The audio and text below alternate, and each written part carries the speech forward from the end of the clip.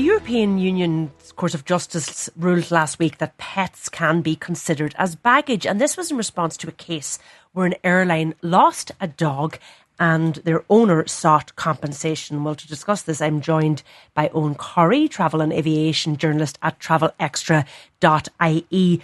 Eoghan, just give me the background here briefly. What happened to this person's pet and what did the European Court of Justice say? Absolutely, Ciara. The dog was on his way from Buenos Aires to Barcelona, and it did what a lot of dogs in my life have done. It did a runner, managed to escape its handler in the airport and disappeared. It's a bit scary to be put in a cage and put on an 11-hour flight, so I can empathise with the dog. The matter ended up in the court because the airline said that dogs are not baggage. They're not you're not entitled to compensation for the lost dog. The case ended going through the Spanish legal system, ended up in Europe, and Europe said, yes, dogs are baggage. It came down and it was a bit of a sort of a hair of the dog judgment, pardon the pun, for the court, because they had to decide, was the dog a passenger or an item of baggage? And they came out, a lot of listeners will disagree, but they came out with the fact that the resolution that the dog was an item of baggage. That means that the passenger was entitled to compensation. That's really what the airline was fighting over. And it's entitled to a maximum of €5,000 compensation. Does this happen often? It doesn't happen very often that dogs escape, but dogs are transported. Iberia, the Spanish airline, is quite good, transports them. In my own case, my daughter asked for her dog to be sent out to Canada. So the poor little Jack Russell was put in a cage, a little bit traumatised, emerged at the other end, but howling with joy when she was greeted by my daughter. So dogs are transported a lot. They're very expensive to transport as well, Ciara, but it does happen quite a bit. It didn't happen a lot in and out of Ireland because we had very repressive rules due to rabies and other things. But transporting pets has become more normal. It's really difficult because Ryanair doesn't carry them, so a lot of them are transported on the ferries. I noticed two of the ferry companies have expanded the number of pet facilities for transporting dogs in the last few months. How much are you talking here? You said it's really costly. Obviously, it'll depend on the duration of the flight or the journey. Either your dog goes, or for the same price you can go in business class to Australia. It's very expensive. It means it's very labour intensive. There have to be handlers. There are special considerations for a dog. Obviously, a dog isn't put in the hold where the luggage is because the temperature drops. And airlines are very good at transporting live animals. We're talking about dogs in this instance, but Emirates has an entire industry of transporting racehorses, and you can imagine how expensive they are and how valuable they are, but it is expensive to send your dog anywhere.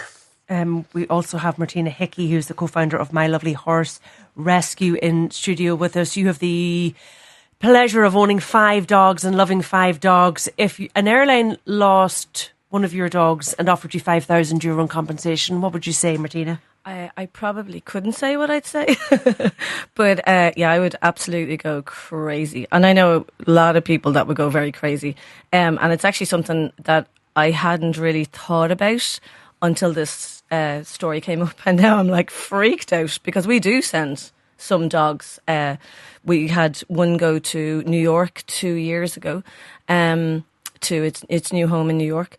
And I know when we brought that out to at Dublin Airport, I was in bits with the fact of just so concerned about the dog, not thinking that it could actually get lost or something happen, more just that how scared it was.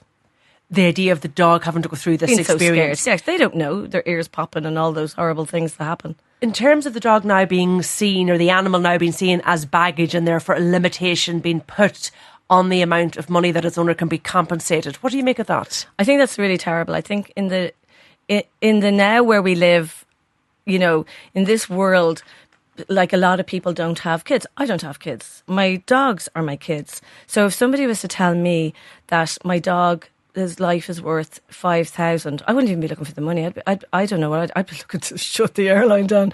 But the thing is that there's no money going to bring that back, you know what I mean? But the thing is to actually say that it's baggage. My dogs wouldn't be baggage. you know, and that's a horrible thing to say to anybody that love their animals so much and they are their family. Like, we grieve for them just like they're our family.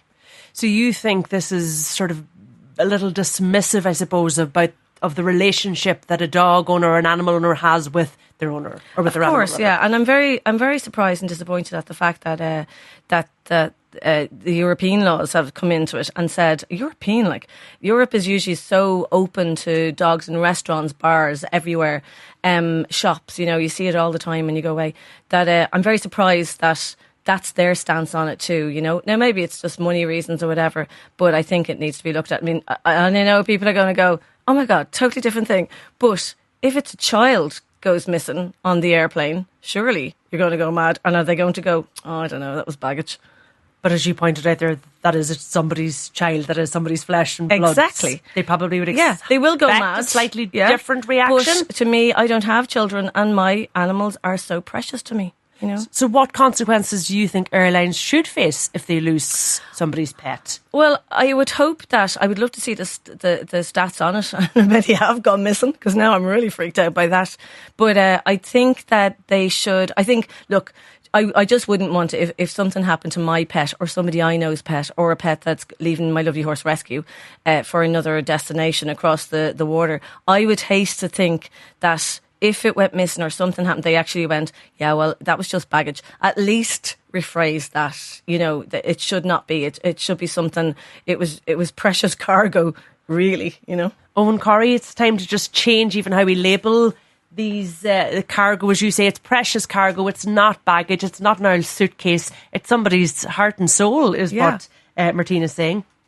Yeah, well, there are only two categories, passengers and cargo, and they do count as cargo. Racehorses, which are considerably worth more than €5,000, are counted as cargo.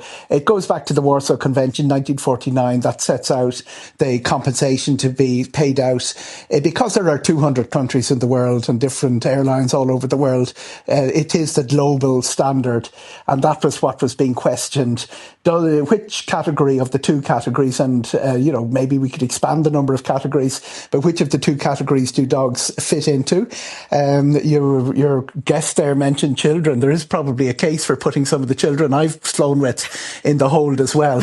But as it stands, Corry, there's some adults I would put into the hold. I have to say, some of the flights I've been on, and you might be one of them. If my daughters are listening, I'm joking. But the thing is that there are only two categories. Legally, there are two categories, and the precedent is set here. Lawyers will have great fun. What the airlines would have said, well, we're not entitled to pay any compensation at all because it doesn't fit into the category of cargo. It does. The precedent now from Europe is that it does fit in the category of cargo. The amount, by the way, is an ancient amount, €5,000, and that applies to baggage as well. A lot of people's laptops and computer equipment are worth far more than that. If you're transporting a television camera, which you've probably been in the position of yourself, Ciara, it costs an awful lot more than that. So all of those things are a little bit out of date. But what all the court was saying is, are they baggage or are they passengers? And a dog is clearly not a passenger.